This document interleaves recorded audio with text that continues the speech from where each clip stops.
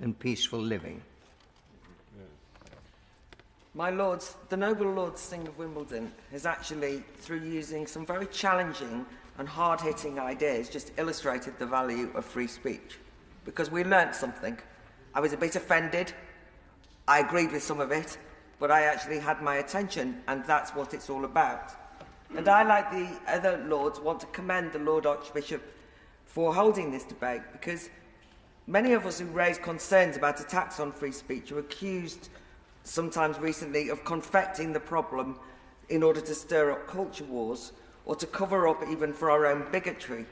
In a best-selling book in the United States, the author Gavin Titley states, freedom of speech has been adopted as a primary mechanism for validating and amplifying and reanimating racist ideas.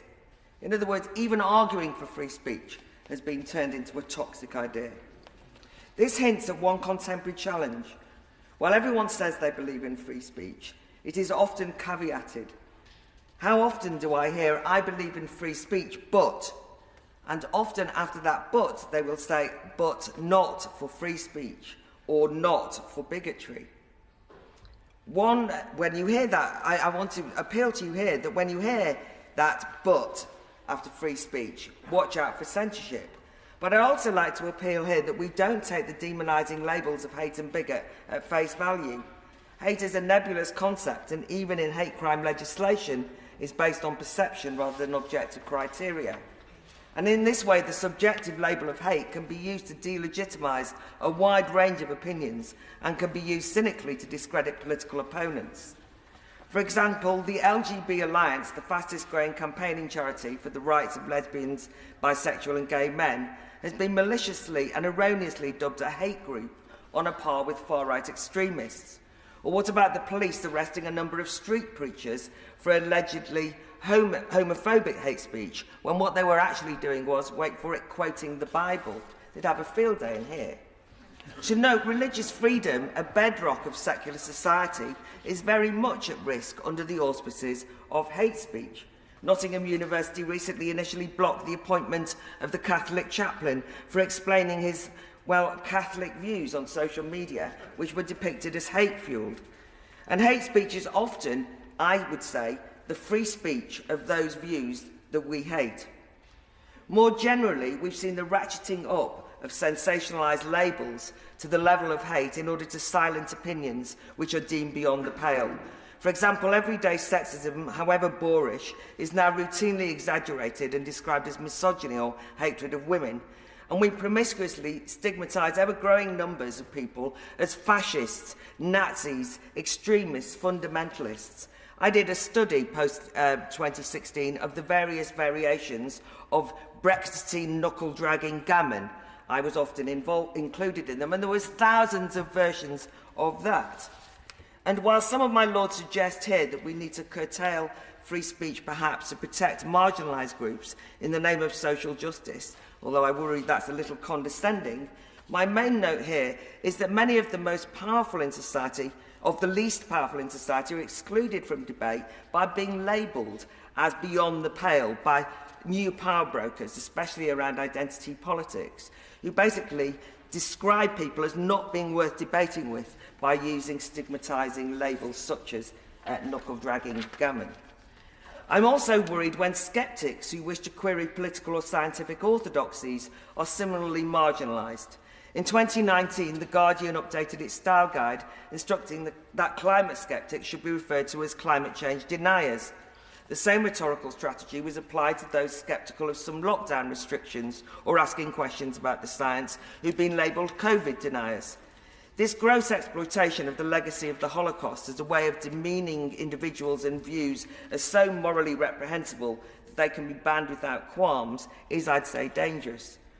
Of course, some people do have repellent and bigoted ideas, and some, even a few, are indeed Holocaust deniers.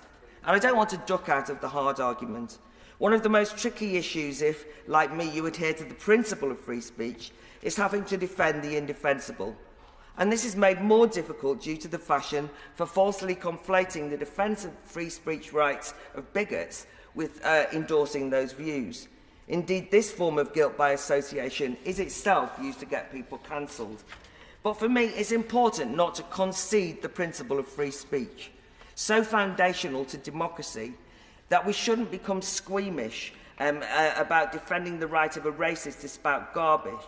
And I think that we should, in fact, answer it with more speech and, yes, sunshine. But also, as Thomas Paine explained centuries ago, he that would make his own liberty secure must guard even his enemy from oppression, for if he violates their duty, he establishes a precedent that will reach to himself.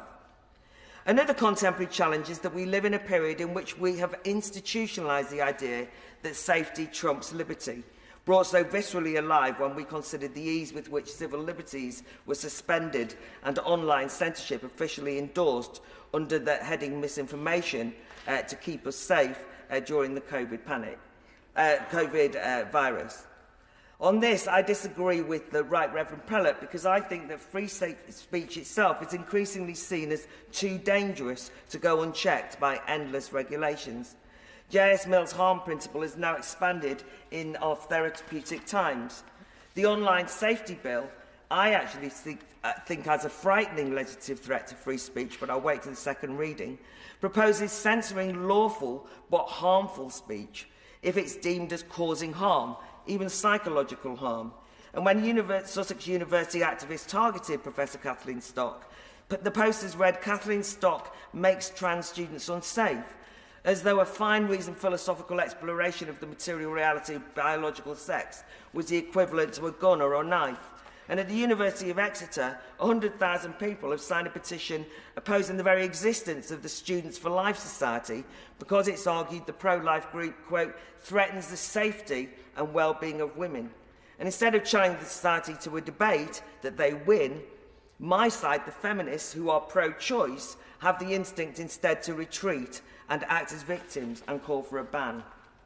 Another contemporary challenge is cancel culture, and this goes way beyond no platforming, as people have noted today. It's a tactic of public shaming and humiliation, often targeting individual employers and demanding they are disciplined. And just as on the advice, one of the problems is that too many in power are cowardly when in the face of cancel culture, and I would call for courage in facing down the cancellers. My Lords, I join in thanking the Most Reverend Prelate, the Archbishop of Canterbury, for